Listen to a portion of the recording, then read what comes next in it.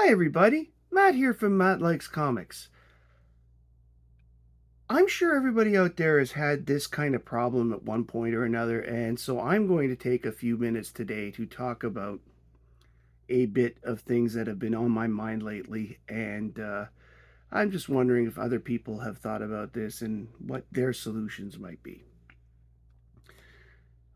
As we know, convention season is basically come and gone for yet another year. I mean, there's still some big ones left. Don't get me wrong, there's always a convention, whether it's small, medium, large, especially in my city where there's at least one convention a month, and most months there are two, and then there are times there are three or four. So there's always a convention, and that's what makes today's topic a little hard. I'm feeling the pinch in the sense that I spent quite a bit of money this summer.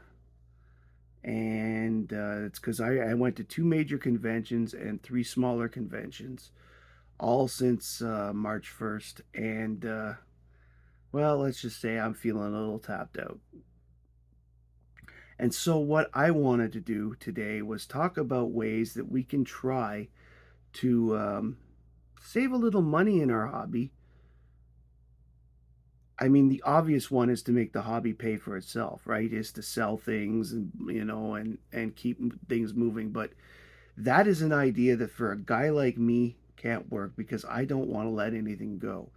I mean, I have no choice. I have to deliberately buy duplicates to do for my giveaways because I don't want to part with anything if it's my only copy. And I'm sure that there are a few others out there like that, and that is a big problem. And I'll explain why it's a big problem. It leads you to, when you have like me, if you're like me, I want to own everything. I don't care. And that means that every dollar bin dive I go in, I buy things that I may necessarily not have anything of. Why? Because I'm going to try it out. I'm going to see it new. It's how I ended up falling in love with Jennifer Blood. Was I bought two issues in one time when I went to a con, and these were in dollar bins. And the next thing you know, I'm buying as many of them as possible because I liked it so much. And that ended up being, like it's a 36 issue series, and the completionist idiot in me has to have them all. And so far, I've got 28 of them, and that's just who I am. And I'm not going to stop till I have them all. Time for a beverage, as David Letterman used to say. Now, here is some ways that I'm going to use to try and save a little cash.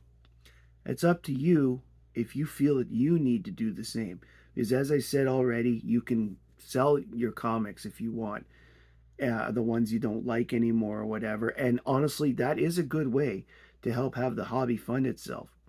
But also, you may find yourself with regret later. Oh, I want to read that and I don't have it anymore, or and or like the costs. And this is the next thing. The the cost of shipping and getting everybody things may not be worth your time, especially if you're doing a sale and you're selling them for $1 a piece or whatever, like on a whatnot sale or whatever, and you can't get more than $1 a piece. You still have to get charge shipping, send it out, and get it all together. And is it really, when you're making $1 per book, is that really worth your time and effort? That's what you have to think about. I mean, I love to spread the love. For me, if I was to do that, it would be worth it. Just because I like to see people get, but my personality says I'd rather give it to somebody and let them enjoy. It's just not in my nature to be a trader, so to speak, and that could be one of the reasons why I don't have like a lot of deals to give away. But I admit I'm a bit of a pack rat, so I'm not one to let things go. I'm a hoarder at heart, and I need help. Now, let's find out how we can save money and less stress about money about it while enjoying the hobby. Some of these points you probably already know. These are just things that came out of my head and I started writing a list, and it's actually not a very big list.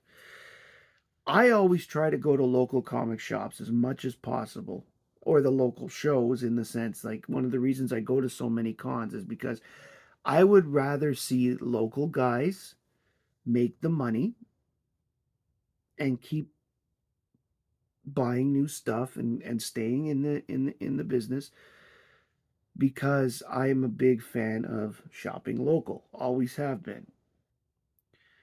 Not a big fan of paying for shipping, or paying having shit, like, or making somebody else pay for shipping. Especially in this time period where shipping costs are astronomical.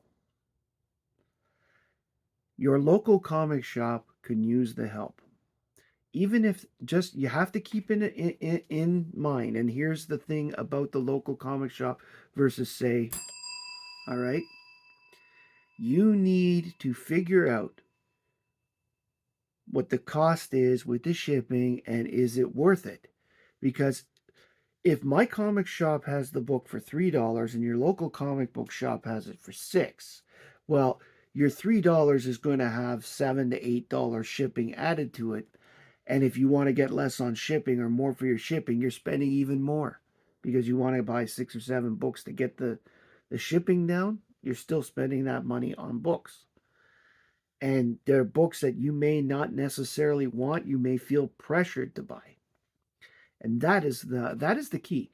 You cannot let yourself be pressured.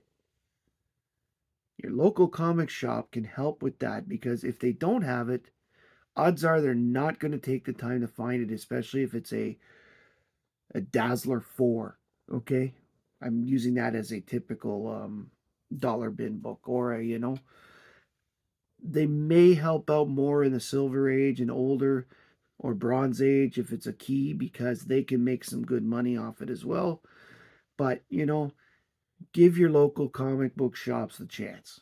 That's all I say, because they work hard and they help us keep community. And it's a place where you can meet local people as well that are into your stuff, right? The next big one, and I can't stress this one enough, because is one thing I have managed to not do, and that's because it's in my nature to not do it in the first place, to try. Do not go in debt to feed the hobby. Going into debt to feed the hobby, that's bad debt. You will find yourself stressing out about paying for it, and then not being able to make your comic pickups for the month. You will find yourself stressing bad. Don't go into debt. The only time I would recommend going into debt is if you absolutely need to buy your grail and the guy won't take payments. That he insists on all the money up front.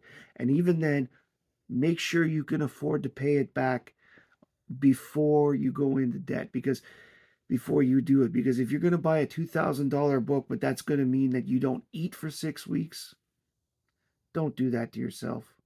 Eat, damn it. Which brings us to the next part.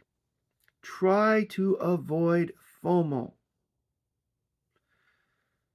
I'm horrible for that.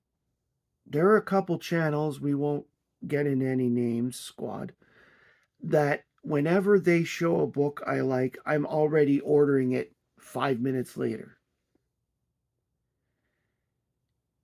You can't do that. Not if you want to have a stress-free life.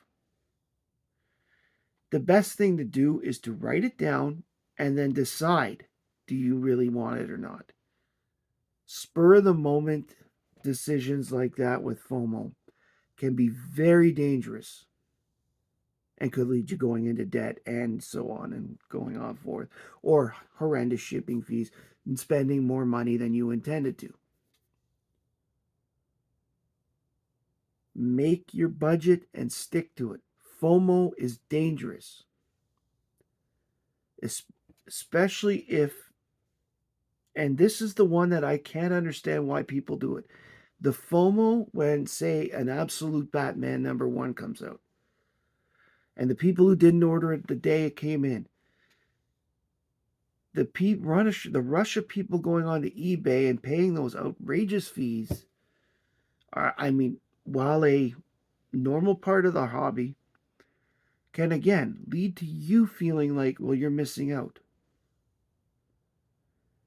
If you don't get it right away, wait a little bit.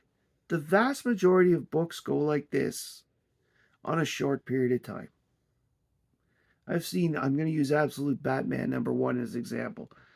The prices went like this, and now they're going like this.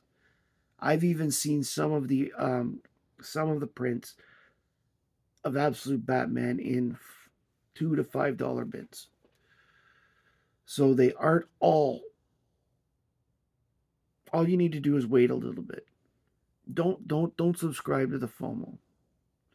Coming from the guy who bought Jello Man.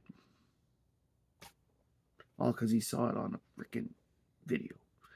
But FOMO, seriously, FOMO can can FO your budget pretty badly if you don't watch where you're what you're doing.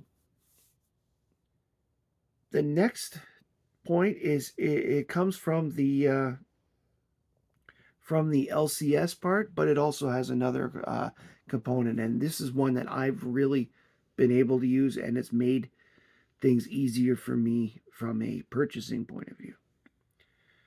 Make local friends and friends online who are into the hobby.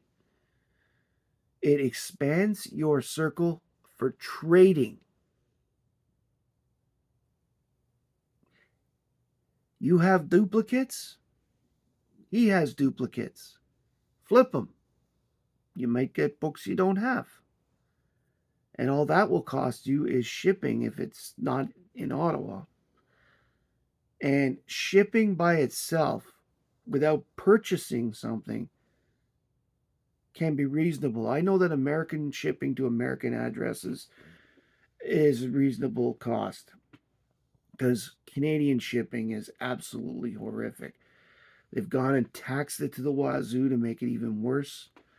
It's hasn't gone down even though the consumer tax has gone down. So, but still, shipping 5 or 6 books in a trade to a friend is cheaper than going out and buying them.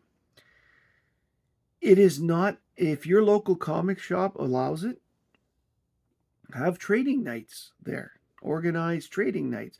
I've seen on, what's that couple, Angelo and Sarah? What their video name? Comics Den. I've seen Comics Den where they go to things called swap meets at some of their local shops, and they're pretty good. But these are good ideas. People are going there. Yes, there's some money involved, but that's usually as a top up if somebody's got, like, you know, I see them and they do trades more than they do anything else. If you can have that kind of thing, that would save you a lot of cash. And then you get this situation where everybody's a little happier with what they have, and hopefully there's a lot more happiness across the chain. And then the last point that I'd written down, and this one really applies to me: concentrate on what you really want.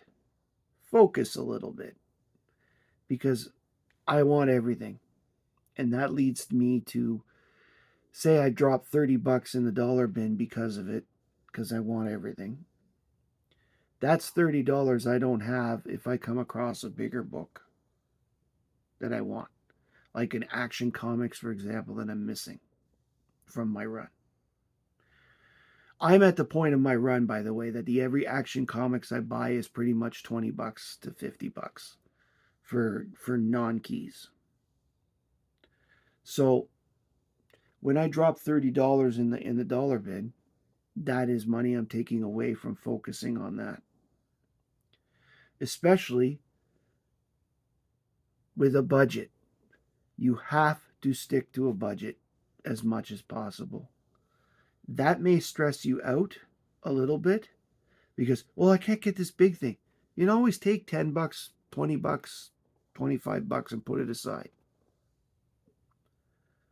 You know, you gotta remember too. You're talking the cost of supplies when everything else is said and done. Supplies is not something you want to reuse as much as possible. I would reuse my own stuff, but I don't know where. I don't know who or how long this book has been in this bag. At the very least, I can say April '84. Again, I'm using that as an example. So I replace, but that gets expensive. So again, you have to make that choice too. But concentrate on your stuff. Stick to a budget. I have seen a lot of videos where the person goes to the show with a budget, buys one thing, and walks out happy. I need to be more like that. I want to be more like that. The biggest point I'm trying to make in this video is there are ways you can make your money stretch, you can make deals. These are just points I thought about. Um, if you like what I've said today, or if you think I'm a rambling guy yelling at clouds, you can think that too. Please like, comment, and subscribe below. If you don't like it, please dislike, comment, and subscribe below. Everything helps. More importantly, in the comments below, tell me what you've done to make your life a little less stressful and a little more bang for your bucks. You know, if I could avoid doing things like, oh, look, this has Coco checks, I'm going to buy it, then I would probably be happier. But at the same time, without thinking so, I'm kind of buying all the Gojo checkbooks as they come. I kind of think it's an interesting subset of collecting if you're a DC fan, which I am. Shh, don't tell anyone, especially my wife. Anyway, thank you very much for joining me today. I hope you enjoyed this video.